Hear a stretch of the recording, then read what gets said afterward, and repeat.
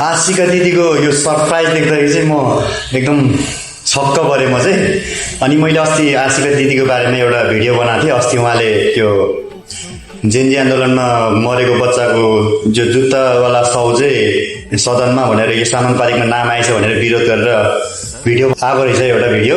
त्यसमा मैले बनाएको थिएँ त्यो, त्यसमा चाहिँ यस्तो नगर्नु दिदी, अरूको लागि नलाग्नुहोस्, तपाईँ राम्रो मान्छे हो, तपाईँले सबैले राम्रो मानिरहेछ भनेर मैले अस्ति एउटा भिडियो बनाएको थियो। अनि आज फेरि दिदी राष्ट्रिय स्वतन्त्र पार्टीबाट धादिङ 1 पल्ट चुनाव लड्दै हुनुहुन्छ भन्ने कुरा चाहिँ मैले सुनेपछि म एकदम सरप्राइज नै भयो क्या। म चाहिँ एकदम सरप्राइज भएँ। जस ढिलाइ भए पनि राम्रो कुरा सुन्न पाइयो। अनि धादिङ 1 बाट उठ्दै हुनुहुन्छ, तपाईँलाई धेरै धेरै शुभकामना जितको।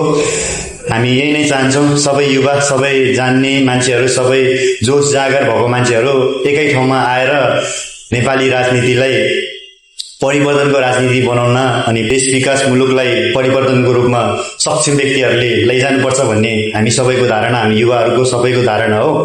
त्यही भएर तपाईँलाई धेरै धेरै शुभकामना दिदी, राम्रोसँग अब देश चलाउनुपर्छ। जय देश, जय घन्टे, जय आशिका तामाङ।